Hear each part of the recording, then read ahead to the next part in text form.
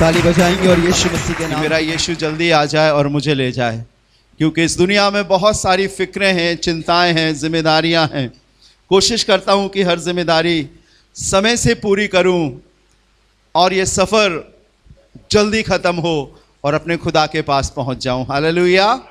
और ये सोचकर जीता हूं कि शायद मेरे लिए कल नहीं है, मेरे लिए आज ही काफ़ी है। और ये खुदा का फजल है कि मैं आज आपके बीच में परमेश्वर की खिदमत करने पा रहा हूँ, सेवा करने पा रहा हूँ। मैं आपका बहुत अधिक समय नहीं लूँगा, लेकिन चंद लम्हों के लिए हम प्रभु के वचन को सुनेंगे जो आपको तक़वियत, हिम्मत इनायत करेगी और आप खुदा को और अच्छी तरीके से समझने पाओगे। Praise the Lord, praise the Lord. आप हमारे थंबनेल पर एक सुंदर से वर्ड को देख रहे हैं, इंग्लिश में भी है, हिंदी में भी है, और उससे रिलेटेड कुछ बाइबल की वर्सेस भी लिखी हैं। और मैं सोचता हूं कि आप हिंदी तो पढ़ लेते होंगे, नहीं भी पढ़ पाते कोई बात नहीं, लेकिन हम आपको पढ़ के सुनाएंगे। लिखा है सफरिंग ब्रिंग्स होलीनेस, अर्थात दुख पवित्रता को लाता है। हालेलुया। क्या आपको मालूम है आपका खुदावन, आपका प्रभु कभी बनावटी चीज से खुश नहीं होता। अभी हमारे प्रेम नारायण भैया एक बहुत अच्छी टेस्टिमनी दे रहे थे, गवाही दे रहे थे, मुझे बहुत अच्छी लगी। भैया प्रभु आपको बहुत बरकत दे, और आप भी इसी घड़ी से गुजर रहे हो, लेकिन एक दिन आप जयवंत होगे। परमेश्वर को जो सबसे अधिक पसंद है, गौर करिएगा मेरे भाई बहनों, खुदा को जो सबसे अधिक पसंद है वो है पवित्रता, पाकीज़गी, होलीनेस। क्योंकि जहां वो रहता है वहां अपवित्रता, गंदगी और पाप नहीं है। और ये अंतिम समय है, आखिरी मौका है जो प्रभु ने हमें दिया है। शायद हो सकता कल ना आए, लेकिन आज खुदा ने हमें मौका दिया है। अगर मैं आपसे सवाल करूं, कितने लोग स्वर्ग जाना चाहते हैं, प्रभु के पास जाना चाहते हैं? कितने लोग उससे मिलना चाहते हैं? अगर मैं आपसे कहूं हाथ उठाइए, तो आप सब हाथ उठाएंगे, उठाएंगे ना? क्योंकि सब प्रभु के पास, प्रभु से मिलना चाहते हैं। लेकिन प्रभु ने कहा है, मालूम क्या कहा है? पढ़िएगा, पहला पत्रस लिखा हुआ है, 1 पीटर चैप्टर 1 वर्स 15, पहला पत्रस पहला अध्याय 15वां पद। क्या लिखा है? क्योंकि जोर से पढ़िएगा सभी लोग, क्योंकि लिखा है कि पवित्र बनो क्योंकि मैं पवित्र हूं। क्या लिखा हुआ है? फिर से सभी लोग एक संग पढ़ेंगे, निकालिए नहीं, ऊपर लिखा हुआ है, क्योंकि लिखा है कि पवित्र बनो क्योंकि मैं पवित्र हूं। इसका मतलब परमेश्वर के पास आने वाले को क्या बनना पड़ेगा? पवित्र बनना पड़ेगा। अगर मैं आपसे कहूं, मैं आपके घर में एक जवान को भेज रहा हूं और वो आपको बहुत अच्छी बातें बताएगा, लेकिन वो बदबूदार हो, शराब पिया हो, तमाम प्रकार की संसारिकता उसके पास हो, क्या आप उसे अपने घर में आने दोगे? नहीं आने दोगे। आप मुझे और कहोगे कि भैया आपने किसको भेज दिया। अपवित्रता या गंदगी हम में से किसी को पसंद नहीं है। एक जिस्मानी है और एक रूहानी है। जिस्मानी तो दिखती है, अगर आपके मुंह पर काला लग जाए तो आप शीशे के सामने खड़े होकर देख लोगे कि मेरे मुंह पर काला लगा है, और अगर ना भी खड़े हो तो आप जिसके पास जाओगे वो कहेगा, दीदी भैया आपके मुंह पे काला लगा है। क्योंकि आप अपने आप को नहीं देख पा रहे हो, लेकिन आपसे बेहतर दूसरा आपको देख रहा है, आप साफ कर लोगे। लेकिन मुझे एक बात बताओ, जो गंदगी आत्मा में है, जो गंदगी हमारे रूहानी जीवन या प्राण में है, क्या वो इंसान को दिखती है? शायद नहीं दिखती है। लेकिन एक चीज जरूरी है, अवश्य है, कि जिस इंसान की रूह में गंदगी है उसको समझ में आता है कि मैं कहां पर गंदा हूं। परमेश्वर के वचन में लिखा है कि पवित्र बनो क्योंकि मैं पवित्र हूं। और अगर आप प्रभु के पास आए हो, जब तक आप अपने जीवन को प्रभु में आगे बढ़ा रहे हो, परमेश्वर का एक तरीका है आपको पवित्र बनाने का, शुद्ध करने का। जैसे कि जब आप अपने कपड़े को धोते हो, कितने लोगों ने कपड़े धोए? जरा हाथ उठाइए। मैंने तो धोए हैं, हर शनिवार को धोता हूँ 2-2 बाल्टी, और भी ज़्यादा हो जाता उससे तो कम होते ही नहीं है। मेरे घर पहुँचने से पहले इंतज़ाम रहता है कि आज मेरी ड्यूटी है, और कभी कभी रात के 9, साढ़े 9, 10, 11 भी बज जाते हैं कपड़े धोते धोते, और चूंकि वो गंदे हैं उन्हें साफ़ करना होता है, इसीलिए मैं साफ़ करता हूँ। आप मुझे बताइए, आप कपड़े को कैसे साफ़ करते हो? साबुन से। वेरी गुड, बहुत अच्छी बात है। और उसे घिस घिस कर, उसे पटक पटक कर। धोबी घाट आपने देखा होगा, धोबी लोग तो बहुत पटक पटक कर, कितने केमिकल डाल डाल कर उसको साफ करते हैं। क्या कभी आपने, मेरे बहन मेरे भाई बताओ, कपड़े को ऐसे साफ किया, साफ हो जा कपड़े, साफ हो जा कपड़े, हर गंदगी है निकल जा? क्या ऐसे कपड़ा साफ होगा? नहीं होगा। वैसे ही खुदा के लोगों, जब आप प्रभु के पास आए हो, प्रभु के पास एक साबुन है, मालूम है? मलाकी की किताब में भी लिखा है एक साबुन है उसके पास, और वो उस साबुन के द्वारा अपने लोगों को शुद्ध करता है, साफ करता है। और उस साबुन का नाम मैं आपको बताना चाहता हूं। आप इसके यशाया 48 चैप्टर की 10 वर्स ऊपर लिखी है। मैं उस साबुन का नाम बताना चाहता हूं। पहले तो मुझे आप ये बताओ, कितने लोग पवित्र होना चाहते हैं, शुद्ध होना चाहते हैं? सभी होना चाहते हैं आकाश भैया, एक एक जन शुद्ध होना चाहता है। Very good. लेकिन मैं आपको आज उस साबुन का नाम बताऊंगा जिससे परमेश्वर हमें साफ करना चाहता है, ताकि हम उसके पास जा सके। पढ़िएगा कोई भी भाई बहन मेरे लिए, यशाया 48 चैप्टर वर्स 10, 10वीं आयत। हाँ, माइक लगा दीजिए बेटा। देख मैंने तुझे निर्मल तो किया। निर्मल का अर्थ होता है पवित्र या शुद्ध। क्या होता है? पवित्र या शुद्ध। वचन बताता है, देख मैंने तुझे शुद्ध या निर्मल या पवित्र तो किया है, परंतु चांदी के समान नहीं। परंतु चांदी के समान नहीं। चांदी को मालूम कैसे शुद्ध किया जाता है? एक कुठाली में डाला जाता है, उसे कूटा जाता है, और उसकी गंदगी को क्या किया जाता है? निकाला जाता है। सराफा बाजार के बहुत सारे मेरे दोस्त हैं, और अक्सर वो इस बात को बोलते हैं, दिखाते हैं कि देखो ये चांदी का रेट इतना है, इस चांदी का रेट इतना है, और इसमें से गंदगी हम लोग कैसे निकालते हैं। Praise the lord, hallelujah. So Bible बताती है, परंतु चांदी की नाई नहीं। आगे, मैंने दुख की भट्टी में परख कर तुझे चुन मैंने लिया। दुख की भट्टी में परख कर तुझे चुन लिया है। उस साबुन का नाम क्या है? दुख। दुख।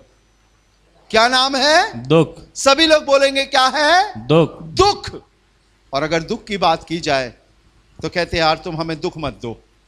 दुख किसी को पसंद नहीं है, लेकिन मैं आपको बताना चाहता हूं, परमेश्वर का एक प्रोसेस है हर विश्वासी के लिए, हर भाई हर बहन के लिए, हर एक उस शख्स के लिए जो स्वर्ग जाना चाहता है। उसे जब स्वर्ग जाना है तो उसे उस प्रोसेस से गुजरना पड़ेगा। वचन बताता है, देख मैंने तुझे निर्मल तो किया है, परंतु चांदी की नाई नहीं। एक दो बार डांट कर ठोक कर नहीं, लेकिन लिखा है दुख की भट्टी में परख कर तुझे चुन लिया है। अगली आयत पढ़िएगा, इसकी क्या लिखा हुआ है? यशाया 48 चैप्टर वर्स 11, 11वीं। अपने निमित्त। हाँ, क्या लिखा है? अपने निमित्त। हाँ, अपने ही निमित्त। हाँ, अपने ही निमित्त। Praise the Lord. क्या लिखा है? अपने निमित्त। हाँ, अपने ही निमित्त मैंने यह किया है। मैंने ये किया है। मेरा नाम क्यों अपवित्र ठहरे? मेरा नाम क्यों अपवित्र ठहरे? कितने लोग बाजार से गेहूं खरीद कर लाए? कभी हाथ उठाइए। किसी किसी के तो खेत में होता है, कंट्रोल से भी मिल जाता है। कभी आपने सुना होगा अपनी पत्नियों से, तुम कौन सा कचरा उठा लाए हो? देखो कितने पत्थर है, देखो कितना गंदा है। खुदा के लोगों, गंदगी किसी को पसंद नहीं है। किसी भी शख्स को जो दुनिया का है, वो चीजें जो उसके जीवन को शोभा नहीं देती, कहते हैं ये ठीक नहीं है, इसे हटा दो। मैं आपको बताना चाहता हूं, ये वो स्थान है, खुदा का घर। यहां आप कैसे भी आ सकते हो, किसी भी तरीके से आ सकते हो। शराबी भी आ सकता है, जुआरी भी आ सकता है, व्यभिचारी भी आ सकता है, गंदे काम करने वाला भी आ सकता है, दोहरी जिंदगी जीने वाला भी आ सकता है। लेकिन मैं आपको बताना चाहता हूं स्वर्ग सभी नहीं जा सकते। Praise the Lord. ये वो स्थान है जहां पर शुद्धिकरण होता है, और शुद्धिकरण परमेश्वर के वचन के द्वारा होता है, और वो मरने के बाद नहीं जीते जी होता है। Praise the Lord. याद रखना। और इसीलिए खुदा ने मुझे यहां ठहराया है कि मैं अपने लोगों को बाखूबी पूरी सच्चाई से परमेश्वर का वचन बताऊं। वचन बताता है, उसने कहा है अपने निमित्त, हां अपने ही निमित्त मैंने ये किया है, मेरा नाम क्यों अपवित्र ठहरे, अपनी महिमा मैं दूसरे को नहीं दूंगा। जब हम पवित्रता से, शुद्धता से अपने जीवन को परमेश्वर में आगे बढ़ाते हैं, आप दुनिया के सबसे सौभाग्यशाली शख्स होते हैं। वो पवित्रता में वास करने वाला प्रभु है, पवित्रता में रहने वाला प्रभु है, और उसके तख्त के सामने हजारों लाखों फरिश्ते एक ही बात बोलते हैं, कुद्दूस कुद्दूस कुद्दूस, पवित्र पवित्र पवित्र, होली होली होली। और परमेश्वर के वचन में भी ये लिखा है, जैसा मैं पवित्र हूं वैसे तुम भी पवित्र बनो। एक दिन की बात है, एक बेटा अपने हिस्से की सारी संपत्ति लेकर दूर देश चला गया, और वचन में लिखा है उसने कुकर्म में अपनी सारी संपत्ति उड़ा दी। उसने पिता से जिद किया, पिताजी मुझे मेरे हिस्से की संपत्ति दे दो, मैं दूर देश जाऊंगा, व्यापार करके लाभ उठाऊंगा। उसका पिता समझाता रहा, लेकिन वो नहीं माना। बाइबल में लिखा है जिस देश में वो गया वहां पर बड़ा अकाल पड़ा, और उसने अपनी सारी संपत्ति कुकर्म में उड़ा दी। जब सब खर्च हो गया तो वो किसी के यहाँ पर नौकरी मांगने के लिए गया। वचन बताता है, लूका उसके 15वें अध्याय और 11वें पद से ये सब कुछ मिलता है। वो किसी के यहाँ गया नौकरी मांगने के लिए, लिखा है कोई उसे कुछ ना देता था, उसे सुअर चराने की नौकरी मिली, और सुअर वाले मालिक ने कहा जो सुअर खाते हैं वही तुम भी खाओ। आप जानते हो अपने पिता के घर में बड़ी पवित्रता और ऐशो आराम के संग वो रहा करता था, लेकिन इससे पहले कि जब वो सब कुछ गवा चुका, वो जंगल में बैठा एक दिन सोचने लगा, मेरे पिता के घर में नौकरों को भोजन से अधिक रोटी मिलती है और मैं यहाँ भूखों मर रहा हूँ। मैं अब उठकर अपने पिता के पास जाऊंगा और पिताजी से कहूंगा, पिताजी मैंने स्वर्ग की दृष्टि में और तेरी दृष्टि में गुनाह किया है, और अब इस योग्य नहीं कि मैं तेरा बेटा कहलाऊं, मुझे अपने घर में एक नौकर की मानिंद रख ले। वचन बताता है वो उठा और चल पड़ा। अभी वो दूर ही था, ये सारी बातें लिखी हुई हैं उसमें, 20वें पद से आगे मैं पहुंच गया हूं। अब वो दौड़, जैसे ही वो नज़दीक पहुंचा, लिखा हुआ है उसके पिता ने दौड़कर उसे गले लगाया और बहुत चूमा। लेकिन मैं आपको बताना चाहता हूं, आया था वो सुअर के गंदगी को लेकर। उसके बाल बड़े थे, नखून बड़े थे, कपड़े फटे थे, सब कुछ उसका मैला कुचैला था। लेकिन उसके पिता ने कहा इसे झट अच्छे से अच्छा वस्त्र पहनाओ, इसके पाँव में जूती पहनाओ, इसके हाथों में अंगूठी पहनाओ, क्योंकि मेरा बेटा जो खो गया था वो मिल गया है, जो मर गया था वो जी उठा है। जब आप आते हो उसी दशा में आते हो, लेकिन जब आप पवित्रता में आगे बढ़ते हो, जब आप खुदा में आगे बढ़ते हो, तो बहुत कुछ आपको उतारना पड़ता है। हालेलुया। आपको पुरानी जिंदगी छोड़नी पड़ती है, पुराना एतबार, पुरानी सोचें छोड़नी पड़ती है। इसीलिए वचन बताता है जैसा तुम्हारा बुलाने वाला पवित्र है वैसे तुम पवित्र बनो। मैं दुख की बात कर रहा था खुदा के लोगों, परमेश्वर का ये प्रोसेस है। बिना दुख उठाए हम महिमा नहीं पा सकते। मेरे लिए निकाले परमेश्वर के वचन से मैथ्यू चैप्टर 6, मत्ती रचित सुसमाचार 6वां अध्याय। कोई भी भाई बहन निकाले, मत्ती 6वां अध्याय उसका 34वां पद पढ़े, 34 वर्ष। मैथ्यू चैप्टर 6 वर्स 34, मत्ती 6वां अध्याय और उसका 34वां पद, जल्दी से पढ़े कोई। अतः कल की चिंता ना करो, अतः कल की चिंता ना करो, क्योंकि कल का दिन अपनी चिंता आप कर लेगा। कल का दिन अपनी चिंता आप कर लेगा। क्या लिखा है? सो कल की चिंता मत करो, कल का दिन अपनी चिंता आप कर लेगा। आप कल के लिए प्लानिंग कर रहे हैं, कल मेरा ऐसा हो, ऐसा हो, ऐसा हो, ऐसा हो, ऐसा हो, लेकिन सुनिएगा आगे क्या लिखा है, कर लेगा। आज के लिए आज का ही दुख बहुत है, आज के लिए आज ही का दुख बहुत है। आपने जब परमेश्वर सुना, जब आपने प्रभु यीशु सुना या भगवान सुना या ईश्वर सुना, तो हमारे दिमाग में एक ही ख्याल आता है, वो सुख का दाता है, वो सुख देता है, वो आराम देता है। पर ये गड़बड़ है, ये सोच गलत है। हाँ, परमेश्वर का स्वभाव आपको आशीष देने का है, सुख देने का है, लेकिन उसके पास आने के लिए आपको दुख से गुजरना पड़ेगा। हालेलुया। क्या कोई ऐसा यहां बैठा है मेरी बहन भाई, जब आप प्रभु के पास आए तो आपके अपनों ने आपको दुख नहीं दिया? क्या कोई है यहां पर? आपसे सवाल किए गए होंगे, आपसे पूछा गया होगा, आपको कष्ट दिए गए होंगे, जाति भाव से शब्द बोलकर आपको प्रताड़ित किया गया होगा और कहा गया होगा कि आप कहां जाते हैं। मैं आपको बताना चाहता हूं, ये प्रोसेस है। बहुत सारे लोगों से कहा गया, बहुत सारे लोग पीछे लौट गए।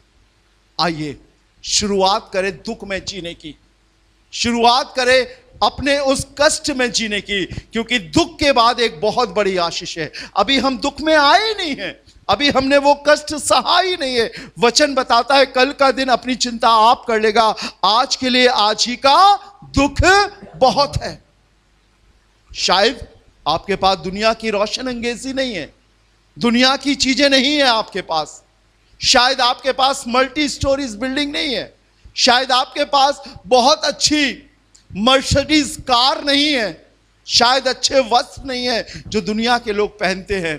कमी है, घटी है। संसार के एतबार से आप विश्वास में बढ़ते जाइए, अपनी उस घटी में बढ़ते जाइए, बढ़ते जाइए। और जैसे आप बढ़ते जाओगे, जैसे आप बढ़ते जाओगे, आगे एक बड़ा सुख है। मेरे लिए पढ़िएगा भाई, 1 पीटर चैप्टर 4 वर्स 1, पहला पत्रस 4 अध्याय पहले पद को पढ़िए। देखिए क्या लिखा हुआ है जी, पढ़ें। पहला पत्रस 4 अध्याय पहला पद जी, 1 पीटर चैप्टर 4 वर्स 1। हाँ, इसलिए जबकि मसीह ने शरीर में होकर दुख उठाया, इसलिए जबकि मसीह ने शरीर में होकर दुख उठाया, तो तुम भी उसी मनसा को हथियार के समान धारण करो। क्या लिखा है? सो जबकि मसीह ने शरीर में होकर दुख उठाया, तो तुम भी उसी मनसा को धारण करके। आपको मालूम है वो किसकी बात हो रही है यहां पर? फिर से पढ़ना, सभी लोग ध्यान दें। सो जबकि मसीह ने शरीर में होकर दुख उठाया। किसकी बात हो रही है? मसीह, यीशु मसीह की। सिर्फ यीशु मसीह एक मनुष्य नहीं, यीशु मसीह एक परमेश्वर था जिसने सारी कायनात की संरचना करी। वचन बताता है आदि में वचन था और वचन परमेश्वर के साथ था और वचन परमेश्वर था। सब कुछ उसने बनाया। लेकिन जब वो मानवीय रूप में प्रभु यीशु के रूप में इस दुनिया में आया, जब उसने शरीर को धारण किया, हम भी परमेश्वर के मन में थे। सब नहीं, लेकिन वो जिन्हें परमेश्वर ने चुना है उसके मन में थे। और नियत समय पर हमारा जन्म इस दुनिया में हुआ। और जब वो आ रहा है तो वो उन्हीं लोगों को जो उसके मन में थे, जो सृष्टि बनने से पहले उसके चुने हुए लोग थे। वचन बताता है आदि से, सृष्टि से पहले उसने चुन लिया। सब नहीं है, याद रखिएगा। आप हो सकते हो, लेकिन सब नहीं हो सकते हैं, क्योंकि वचन इस बात की तबीयत नहीं देता कि सब लोग होंगे। यीशु ने कहा तुम सबको मेरे पिता ने चुन लिया है, लेकिन हर एक को नहीं, क्योंकि एक इसमें धोखेबाज भी है। यह वचन सबके लिए है, लेकिन वही बचाया जाएगा जिसे वो बचाना चाहता है। वचन में लिखा है तुमने मुझे नहीं चुना, परंतु मैंने तुम्हें चुना है। याद रखिएगा, सिलेक्शन आपकी ओर से अगर होगा तो आप आशीष मांगोगे, चंगाई मांगोगे, भूत भगवाओगे, संसारिक चीजें मांगोगे। लेकिन अगर सिलेक्शन परमेश्वर की ओर से है तो दुनिया की कोई ताकत आपको प्रभु से अलग नहीं कर सकती। Hallelujah, hallelujah. वचन बताता है सो जबकि मसीह ने शरीर में होकर दुख उठाया। मालूम है उसका दुख कैसा था? वचन बताता है, मरकुस रचित सुसमाचार में लिखा है आकाश के पक्षियों के तो घोंसले होते हैं, परंतु मनुष्य के पुत्र के लिए सिर रखने को भी जगह ना थी। मालूम है प्रभु यीशु मसीह को लोग क्या कहते थे? चलिए उसके परिवार की बात करते हैं। उसके भाई जो संसारिक रीति से मरियम से पैदा हुए थे, वो कहते थे इसका चित्र ठिकाने नहीं है, ये पागल है। जब वो लोगों को चंगा करता था, सुसमाचार सुनाता था, तो बाइबल बताती है लोग उसे गाली देते थे। और पतरस ने अपनी किताब में लिखा है कि वो गाली सुनकर किसी को गाली दुख। ये मालूम कौन है? ये मालूम कौन है? ये सारी कायनात की संरचना करने वाला प्रभु है। और वचन में लिखा है जबकि उसने शरीर में होकर दुख उठाया। याद रखो, जब आप प्रभु के पास आ रहे हो, खुदावंद यीशु ने कहा जब उन्होंने हरे के संग ऐसा किया तो सूखे के संग क्यों ना करेंगे। वो तो पवित्र था, परम पवित्र था। जब उसके संग ऐसा किया गया तो हमारे संग क्या कुछ ना किया जाएगा। लिखा है उसने शरीर में होकर दुख उठाया, तो तुम भी उसी मनसा को धारण कर लो। हमारी मानसिकता को बदलना पड़ेगा, हमारी सोच को बदलना पड़ेगा। अगर हम प्रभु के पास आ रहे हैं तो यह सोच करना है कि हमारे लिए आसमान से सोना टपकेगा, बहुत सारी चीजें हमें मिल जाएंगी, हमारे मन के ख्यालों के अनुसार होगा नहीं। जब आप प्रभु के पास आए हो और आपने अपना जीवन उसे सौंप दिया है, तो याद रखो सृष्टि से पहले जो योजना परमेश्वर ने आपके लिए बनाई है वो आपके जीवन में काम करना शुरू करेगी। Hallelujah, hallelujah. वो युक्तियां आपके जीवन में काम करना शुरू करेंगी। या तो आप उसका पालन करो या अपने मन की रीतियों के अनुसार चलो। ये अलग नजर आता है। अगर अपने मन की रीतियों के अनुसार चलोगे तो कितना भी पास्टर बोले, कितना भी प्रभु का वचन बोले, कितने भी प्रभु के लोग बोले, हम ढीठ के ढीठ बने रहेंगे, कोई फर्क नहीं आएगा। लेकिन अगर आप चुने हुए हो तो एक वर्ड अगर हमारे कानों में पड़ेगा, हम कहेंगे नहीं, ये परमेश्वर की आज्ञा है और मैं वैसे ही करूंगा। हालेलुया। उसी मनसा को धारण करके। आज बहुत से लोग खुदा के घर में हैं लेकिन मनसा अलग है। एक टकराव की भावना मन में रहती है, हर बात का एक प्रति उत्तर रहता है। 5वां अध्याय 2 कुरिन्थियों उसका 10वां पद बताता है, हर एक उस बात को जो मसीह के विरोध में उठती है उसका खंडन करते हैं और उसे मसीह का आज्ञाकारी बना देते हैं। आप देखो, आप सोचो, परमेश्वर की मनसा मेरे लिए क्या है? क्या जो जीवन मैं जी रहा हूं यही उसकी मनसा है या इससे भी बढ़कर है? बाइबल बताती है दुख उठाया, तुम भी उसी मनसा को धारण करके हथियार बांधो। और आगे क्या लिखा है? क्योंकि जिसने शरीर में दुख उठाया, शरीर में दुख उठाया वह पाप से छूट गया। Hallelujah, hallelujah. जिसने शरीर में दुख उठाया वो किससे छूट गया? पाप से छूट गया। दुख पसंद नहीं है, लोगों की बातें पसंद नहीं है, लोगों की धमकी पसंद नहीं है, लोगों की युक्तियां पसंद नहीं है। आपको चलना पड़ेगा साहब, उसी में चलना पड़ेगा। ये सब कुछ आएंगे, लेकिन एक बात जानिए, ये बात मैं आपको बताना चाहता हूं, यदि उसने शरीर में होकर दुख उठाया और अगर आप शरीर में होकर दुख उठाते हो तो वो आपको उस दुख से निकाल भी सकता है। Hallelujah, hallelujah. उस दुख से उभार सकता है। यशाया उसके 53 अध्याय में लिखा है, वो दुखी पुरुष था, रोगों से उसकी जान पहचान थी, सब कुछ उसे मालूम था। ये बंदा मेरे पास आ रहा है, ये मेरे पास किस नियत से आ रहा है, किस इरादे से आ रहा है, सब मालूम था। वो परमेश्वर था। उसने दुख इसलिए नहीं उठाया कि उसने कोई गलती करी थी, लेकिन उसने दुख इसलिए उठाया था ताकि जो दुख हमारे ऊपर आने वाला है वो हम सह सके। हालेलुया, उसे वो उठा सके। एक विश्वासी के जीवन में परमेश्वर का ये प्रोसेस है दुख। भाई मेरे लिए पढ़ देना, इसकी अगली आयत पढ़िए, जरा सा दूसरी आयत पढ़िए, क्या लिखा है? ताकि भविष्य में अपना शेष शारीरिक जीवन, ताकि भविष्य में अपना शेष शारीरिक जीवन मनुष्यों की अभिलाषाओं के अनुसार नहीं, वरन परमेश्वर की इच्छा के अनुसार व्यतीत करें। किसकी इच्छा के अनुसार? परमेश्वर की। अपनी अभिलाषाओं के अनुसार नहीं।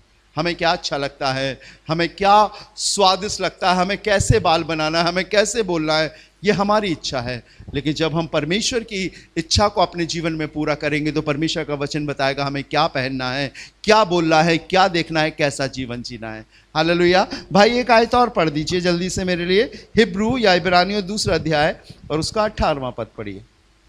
इब्रानियों 2 अध्याय 18वां पद। बाइबल लाया कीजिए, जो लोग पढ़ सकते हैं, बहुत अच्छा लगता है कि आप वचन लेकर आए, पढ़े उसे। 2:18 2:18 है, हिब्रू चैप्टर 2 वर्स 18, इब्रानियों 2:18 जी। क्योंकि जब उसने परीक्षा की दशा में दुख उठाया सुनिएगा, क्योंकि जबकि उसने परीक्षा की दशा में दुख उठाया तो वह उनकी भी सहायता वो कर सकता है उनकी भी सहायता कर सकता है जिनकी परीक्षा होती है। जिनकी परीक्षा होती है। वो आपकी भी सहायता कर सकता है, लेकिन जब आप दुख उठाओगे तभी तो वो सहायता करेगा। Praise Lord। हम दुख से पहले ही प्रभु से सहायता मांग लेते, प्रभु हमें बचा बचा बचा। परमेश्वर सुख में नहीं, परमेश्वर दुख में वास करता है। परमेश्वर परेशानी की दशा में आपको निकालने के लिए वो आपके पास आता है।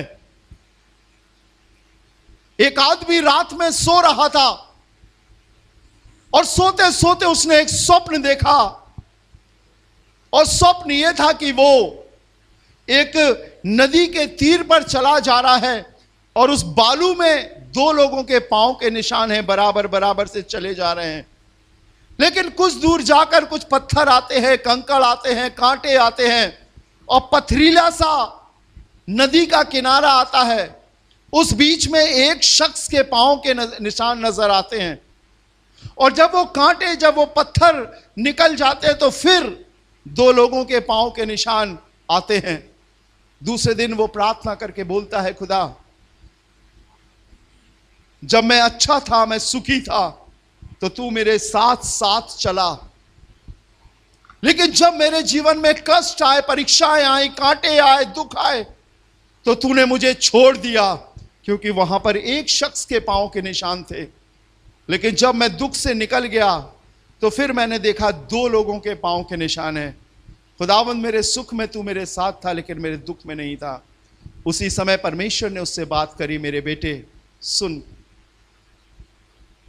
जब तेरे जीवन में अच्छे दिन थे मैं तेरे साथ साथ चला, लेकिन जब तू कष्ट में था, जब तू दुख में था, परीक्षाओं में था, तो जो तू एक शख्स के पांव के निशान देख रहा है वो तेरे नहीं, वो मेरे हैं। उस समय तू मेरी गोदी में था, मेरी बाहों में था, और जब तेरे जीवन से वो कष्ट निकल गए तो फिर मैं तेरे साथ साथ चलने लगा। खुदा के लोगों, याद रखना, अगर आप प्रभु में चल रहे हो, प्रभु में जी रहे हो, तो मेरा प्रभु इतना कमजोर नहीं कि वो आपको उसी परीक्षा में पड़ा छोड़े, लेकिन वो परीक्षा से निकालना जानता है। क्योंकि वचन बोलता है, क्योंकि जब उसने परीक्षा की दशा में दुख उठाया तो वो उनकी भी सहायता कर सकता है जिनकी परीक्षा होती है। वो निकालना जानता है आपको, वो बचाना जानता है आपको। लेकिन कभी ये मत कहना कि प्रभु ये दुख मेरे जीवन में ना आए। अगर दुख आपके जीवन में आ रहा है तो इसका कारण है कि कोई ना कोई कमी है हमारे अंदर, जिससे प्रभु ठीक करना चाहता है। मालूम है आपको वचन क्या बताता है? आप पढ़ोगे, निकालिए मेरे संग इब्रानियों की पत्री, उसका 7वां अध्याय, मैं सोचता हूं उसका 12वां पद। इब्रानियों की पत्री 7वां अध्याय और उसका 12वां पद पढ़िए, देखिए क्या लिखा हुआ है। क्योंकि जब याजक का पद बदला जाता है तो व्यवस्था भी बदलना अवश्य है। हाँ, जहां पर लिखा है वो पुत्र बना लेता है तो कोड़े भी मारता है। मैं आपको बता देता हूं, वो आयत बहुत जल्दी से मिल जाएगी। इब्रानियों की पत्री और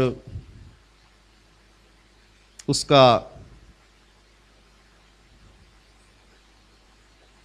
12वां अध्याय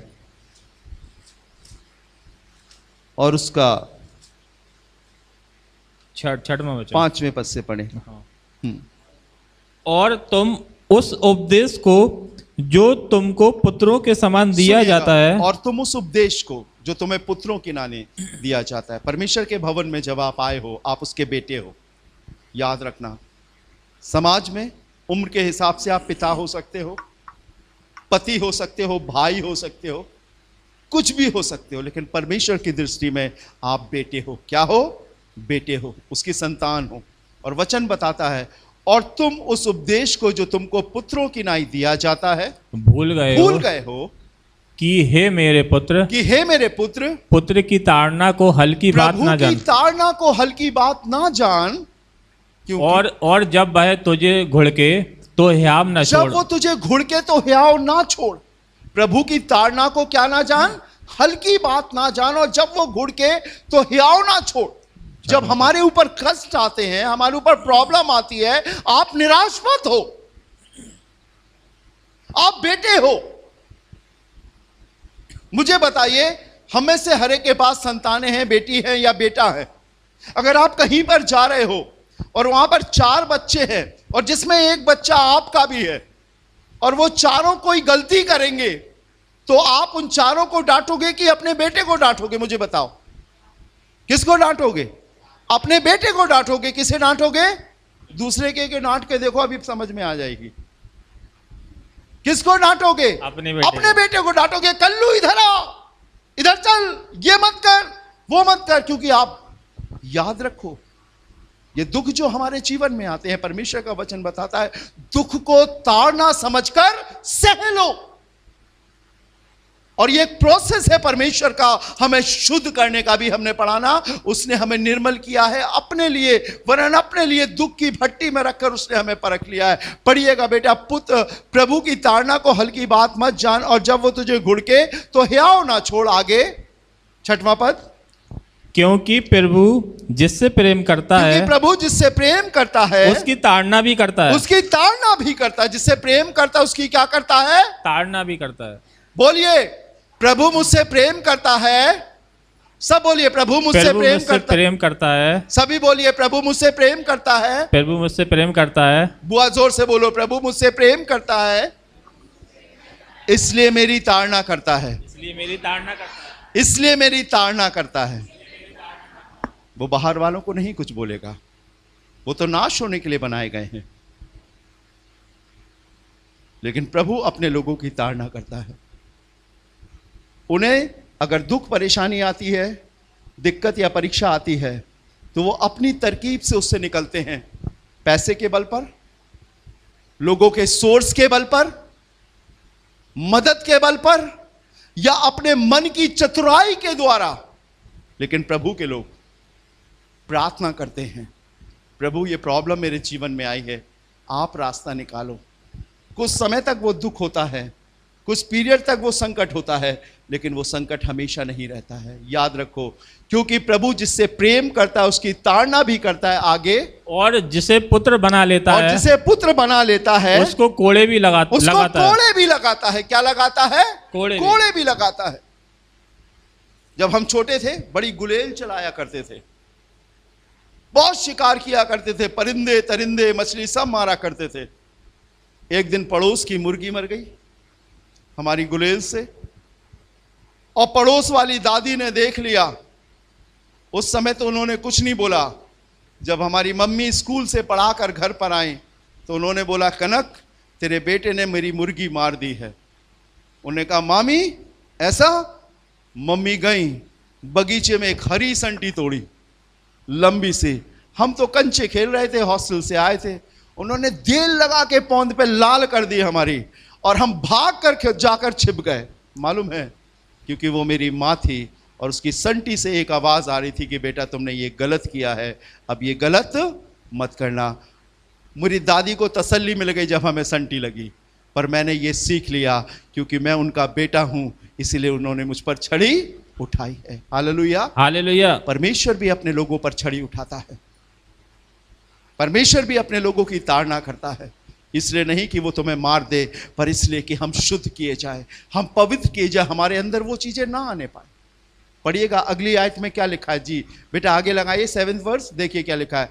तुम दुख को ताड़ना समझकर सह लो। किसको? दुख को। किसको? दुख को। अगर हमारे जीवन में दुख आ रही है तो ये सोचे परमेश्वर की ओर से हमारे लिए ताड़ना है, और ताड़ना हमें मारने की नहीं है, ताड़ना हमें शुद्ध करने की है, हमें पवित्र करने की है।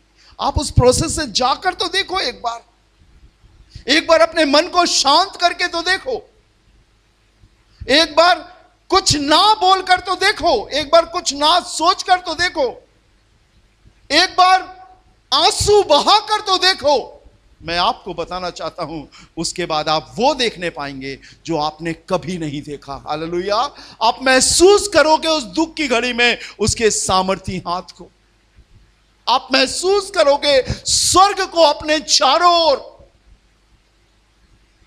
वचन बताता है, परमेश्वर के कलाम में लिखा है, तुम दुख को ताड़ना समझकर सह लो, परमेश्वर तुम्हें पुत्र जानकर तुम्हारे साथ बर्ताव करता है। और वो कौन सा पुत्र है जिसकी ताड़ना पिता नहीं करता। जिसकी ताड़ना अगर परमेश्वर नहीं करता या पिता नहीं करता, वो बिगड़ जाता है।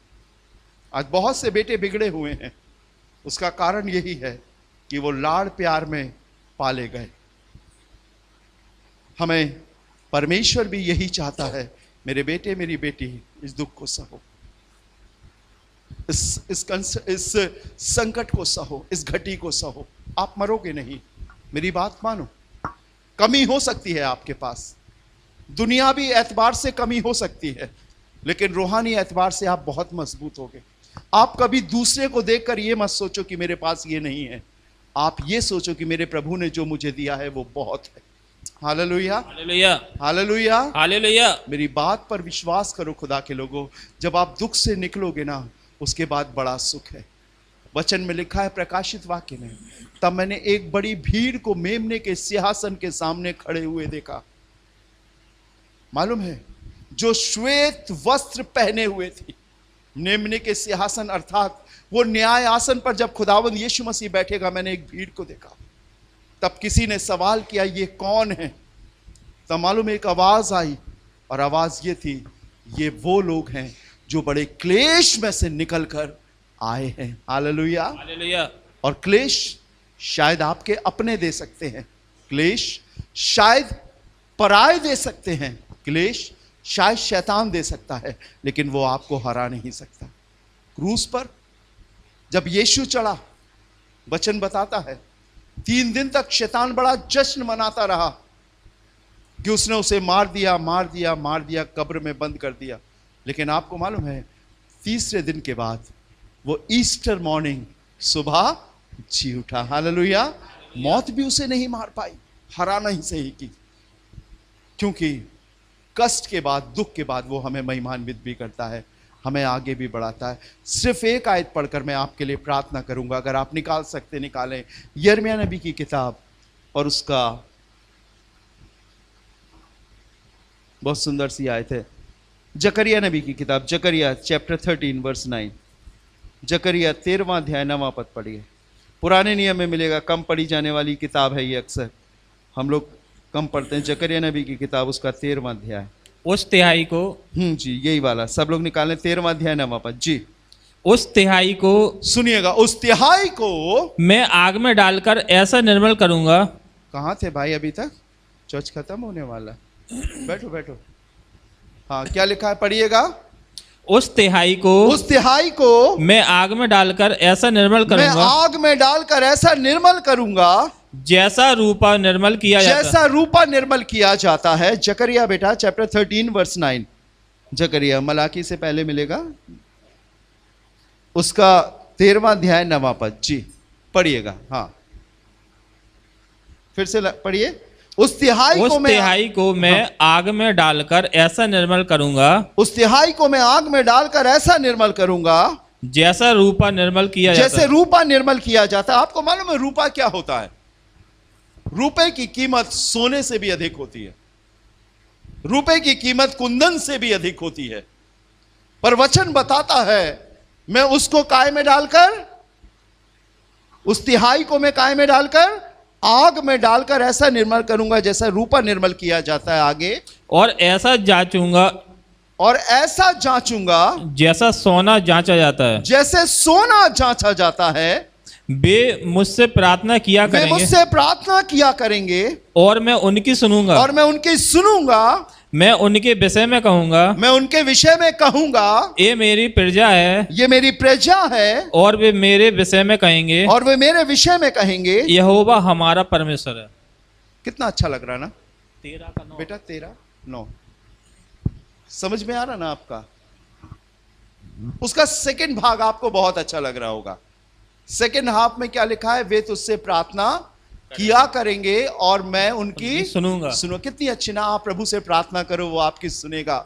और आगे क्या लिखा है? मैं उनके विषय में कहूंगा कि वो मेरी प्रजा है। परमेश्वर आपके लिए कहा, हेलो भैया, हेलो बेटा, तुम मेरे लोग हो। कितना अच्छा लग रहा ना?